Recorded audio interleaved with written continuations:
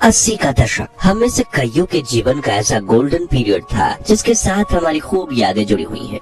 ये वो दौर था जब आमदनी कम थी लेकिन खुशियाँ ज्यादा थी, सुविधाएं कम लेकिन सुकून ज्यादा था, परिवार में लड़ाइयाँ कम एकता ज्यादा थी, रिश्तेदार भले ही मीलों दूर रहते थे लेकिन रिश्तों में नजदीकियाँ ज्यादा थी, मोहल्ले में सिर्फ एक या दो घरों में ब्लैक एंड व्हाइट टीवी हुआ करती थी लेकिन उसमें रामायण देखने पूरा मोहल्ला इकट्ठा हो जाता था। शाम के खाने का पता भले ही ना हो लेकिन घर आया मेहमान भूखे पेट नहीं जाता था, तो चाहे वो समधी हो या भिखारी बाबा, भूखे को निवाला खिलाना जिम्मेदारी माना जाता था। कहते हैं कि गुजरा जमाना लौट कर नहीं आता, लेकिन हम कुछ पलों के लिए समय के पीछे जाकर उस जमाने की यादों को जरूर ताजा कर सकते हैं। और आज के इस खास पेशकश में हम आपको ले चलेंगे समय से 4 दशक पीछे और दिखाएंगे 80 के दशक के भारत की वो तस्वीर जिसे आप देखकर कहेंगे कि वाह, उस समय का भारत कितना सुनहरा था, जिसने तरक्की की सीढ़ियां चढ़कर आज दुनिया में अपना नाम रोशन किया है। हम उस दौर के लोगों का रहन सहन, कमाई, महंगाई और कुछ ऐसी दुर्लभ तस्वीरें देखेंगे जो आपकी आंखों में खुशी के आंसू के साथ चेहरे पर बड़ी मुस्कान ला देंगी। तो चलिए चलते हैं इस सुहाने सफर पर। ग्रामीण जीवन 80 के दशक में भारत के ग्रामीण इलाकों में कुछ ज्यादा बदलाव नहीं आया था। आजादी के 30 सालों बाद भी वहाँ के लोग ज्यादा पढ़े लिखे नहीं थे। ज्यादातर ग्रामीण परिवार खेती पर ही निर्भर रहा करते थे। गांव में लोगों के मकान भले ही कच्चे हों लेकिन बड़े सुकून से उन मकानों में लोग रहते थे, जबकि आज बंगले में रहने वाले लोग भी सुकून से नहीं रह पाते। उस दौर के कच्चे घरों में खिड़कियों के नाम पर दीवारों में सिर्फ बड़ा सा छेद हुआ करता था जहाँ से सूरज रोशनी आकर घर में उजाला फैला देती थी। ग्रामीण बाजारों में लोग छोटी सी दुकान खोल लेते थे जिसमें रोजाना कुछ 20 से 30 रुपयों का व्यापार हो जाता था। जिसके पास दुकान का किराया भरने की सुविधा नहीं होती, वो अपने शरीर पर ही सामान लटका कर एक चलती फिरती दुकान बन जाते थे। ग्रामीण इलाकों में बिजली होना तो एक सपने जैसा होता था। गाँव के चौराहे पर एक स्ट्रीट लाइट लगाना भी पंचायत की बड़ी उपलब्धि माना जाता था। हर तरफ कच्ची सड़कें हुआ करती थी जिन पर साइकिल, बैलगाड़ी, टांगा चलाना भी एक अनोखी कला थी। इन कच्ची सड़कों की वजह से लोग बारिश में काफी परेशान होते थे। उस समय लोगों में अपनापन था और भाईचारा भी बहुत ज्यादा हुआ करता था। लालच नाम की चीज तो हुआ ही नहीं करती थी। खान पान देसी होने की वजह से लोग ज्यादा बीमार नहीं पड़ते थे और अगर कोई बीमार पड़ जाए तो उन्हें गांव के बड़े बुजुर्ग औषधि देकर चंद घंटों में दुरुस्त बना देते थे। गेहूं घरेलू चक्की में पीसे जाते थे, खाना लकड़ी जलाकर मिट्टी के चूल्हे पर बनाया जाता था और चरखा चलाकर कपड़े बुने जाते थे। मित्रों, उस जमाने में ना तो इंटरनेट था और ना ही लोगों के पास इतनी ज्यादा जानकारियां थी। मतलब लोगों की दुनिया बहुत ज्यादा लिमिटेड हुआ करती थी। दिल्ली में रहने वाले शख्स को राजस्थान के लोगों के जीवन के बारे में कुछ खास जानकारी नहीं थी और जिस व्यक्ति को दुनिया में क्या क्या हो रहा है इस बारे में जानकारी होती थी उन्हें गांव का सबसे होशियार व्यक्ति माना जाता था। वाकई में उस दौर की बात ही अलग थी, क्योंकि तब रिश्तों में प्यार मोहब्बत था, लाज शर्म और लिहाज रखा जाता था। चारों ओर घने जंगल थे और आज की तुलना में लाखों गुना साफ सफाई थी। सड़कों पर भी, लोगों के दिलों में भी। शहरी जीवन सन 1981 में भारत का साक्षरता दर महज 43% था, लेकिन अब लोगों को पढ़ाई की अहमियत समझ में आने लगी थी। इसलिए सुविधाएं न होने के बावजूद बच्चे सरकारी स्कूल या गली नुक्कड़ के मास्टर जी के पास पढ़ने जाते थे।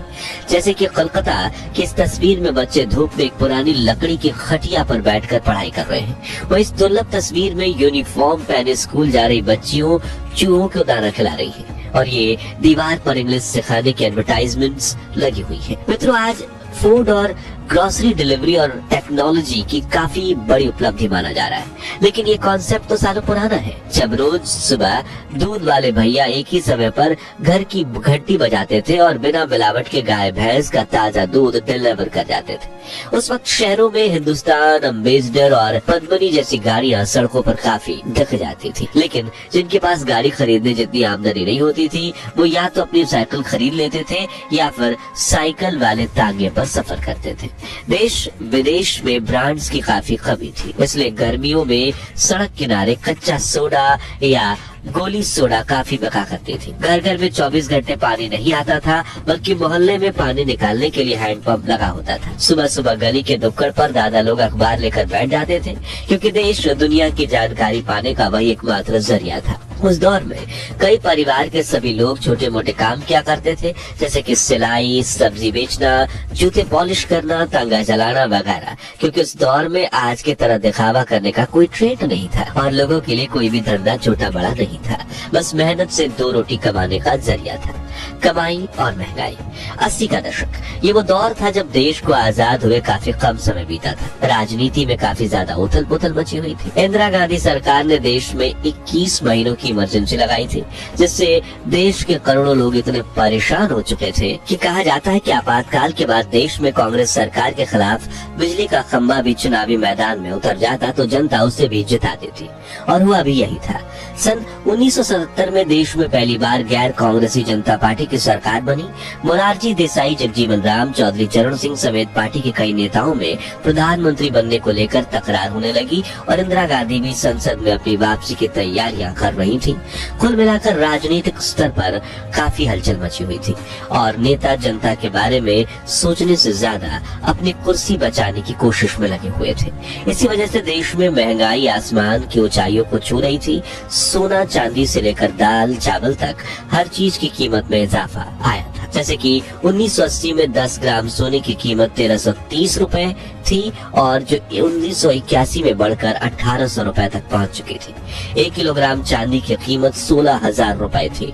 पेट्रोल की कीमत 8 रुपए प्रति लीटर थी। इसके बावजूद पेट्रोल पंप के मालिक के लिए दिन में 2000 रुपए का पेट्रोल बेचना भी बड़ी बात थी, क्योंकि उस दौर में यातायात के लिए ज्यादातर लोग पब्लिक ट्रांसपोर्ट का इस्तेमाल करते थे। छोटी दूरी के लिए साइकिल और तांगे की सवारी की जाती थी और 1-2 गली आगे जाने के लिए तो लोग पैदल ही अपनी 11 नंबर की बस में सवार होकर निकल पड़ते थे। उस दौर में अनाज की कीमतें भी आज के मुकाबले काफी कम थी। 1980 के दशक में 1 लीटर दूध 8 रुपए, 1 किलो चावल 1 रुपए, 1 किलो मूंग दाल 2 रुपए, 1 क्विंटल गेहूं 142 रुपए और 1 किलो शक्कर 5 रुपए में मिल जाती थी। हालांकि उस समय के हिसाब से ये कीमतें ज्यादा थी और महंगाई की मार के शिकार हुए लोगों के लिए 2 वक्त की रोटी कमाना भी टेढ़ी खीर था। रिपोर्ट्स की माने तो उस दौर में एक व्यक्ति की 1 महीने की औसतन कमाई सिर्फ 100 से 200 रुपए के बीच हुआ करती थी, जिससे वो अपने परिवार की जरूरतों को पूरा भी कर लेते थे। फिल्मी जगत। दोस्तों, 21वीं सदी की ज्यादातर अभिनेत्रियां प्लास्टिक सर्जरी और ढेर सारे मेकअप के साथ जब रिवीलिंग कपड़े पहनती हैं तभी उन्हें फिल्मों में काम मिल पाता है। लेकिन 1980 के दशक की अभिनेत्रियां बिना किसी आर्टिफिशियल मेकअप के इतनी खूबसूरत दिखती थी कि लोगों के दिलों पर राज करती थी। फिर चाहे वो रेखा हो, सोनी राजदान हो, भानुप्रिया हो या मंदाकिनी। और स्क्रीन पर आप जिस एक्ट्रेस की तस्वीर देख रहे हैं वो उस समय की मॉडर्न एक्ट्रेस तनुजा मुखर्जी है, जो काजोल और तनीषा मुखर्जी की माँ है।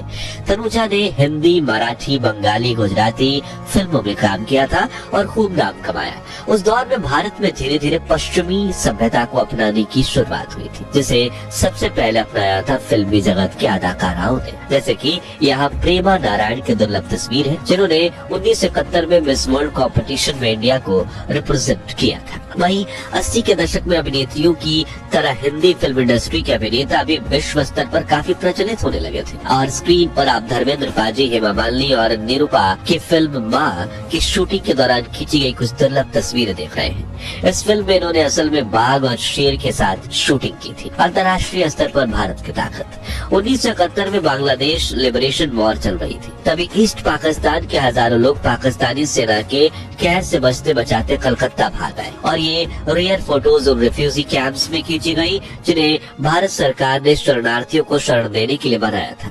ईस्ट पाकिस्तान में जनता पर हो रहे जुर्म में दुर्गा और आयरन लेडी कही जाने वाली भारत की प्रधानमंत्री इंदिरा गांधी देख नहीं पाई और उन्होंने भारतीय सेना को बांग्लादेश को आजादी दिलवाने का आदेश दिया। और आपको ये जानकर हैरानी होगी कि भारतीय सेना ने न सिर्फ बांग्लादेश को आजादी दिलवाई बल्कि उन्होंने 93,000 पाकिस्तानी सैनिकों को सरेंडर करवाकर पाकिस्तान को घुटनों पर ला दिया। दोस्तों, इराक के तानाशाह सद्दाम हुसैन, जिन्होंने 1990 में गल्फ वॉर में अमेरिका समेत 35 देशों को चुनौती दी थी, वो जब इराक के उपराष्ट्रपति थे तभी उन्होंने भारत का दौरा किया था। और स्क्रीन पर आप साल 1974 की उस रियल फुटेज को देख रहे हो, जिसमें प्रधानमंत्री इंदिरा गांधी एयरपोर्ट पर सद्दाम हुसैन का स्वागत करने पहुंची थी। दोनों लीडर्स के साथ तस्वीर खिंचवाई थी, जिसके बाद भारतीय सेना ने सद्दाम हुसैन का स्वागत किया था। इसके अलावा 18 मई 1974 के दिन पोखरण में न्यूक्लियर टेस्ट करके भारत दुनिया के उन शक्तिशाली देशों की सूची में शामिल हो गया था जिसके पास परमाणु शक्ति थी। कुल मिलाकर 1980 के दशक में भारत ने काफी उतार चढ़ाव देखे, लेकिन ये वही दौर था जब हमारे देश ने एक ताकतवर राष्ट्र के रूप में विश्व स्तर पर पहचान कमाई और एक पिछड़े हुए राष्ट्र के बजाय एक विकसित देश के रूप में आगे बढ़ना शुरू किया। तो दोस्तों, पिछले 40 साल में भले ही देश की काया पलट हो गई हो, लेकिन हमारा भारत महान था, महान है और महान रहेगा। इसलिए कमेंट बॉक्स में जय हिंद जय भारत जरूर लिखिए और अपने बचपन की खूबसूरत यादों को भी हमारे YouTube परिवार के अपने अन्य सदस्यों के साथ शेयर कीजिए। और ये वीडियो अच्छा लगा हो तो इसे लाइक और शेयर करके 21,000 लाइक्स के लक्ष्य को हासिल करने में हमारी मदद कीजिए। और इस सीरीज के अगले पार्ट के लिए चैनल को सब्सक्राइब करके पास वाली घंटी जरूर बजा दीजिए। धन्यवाद।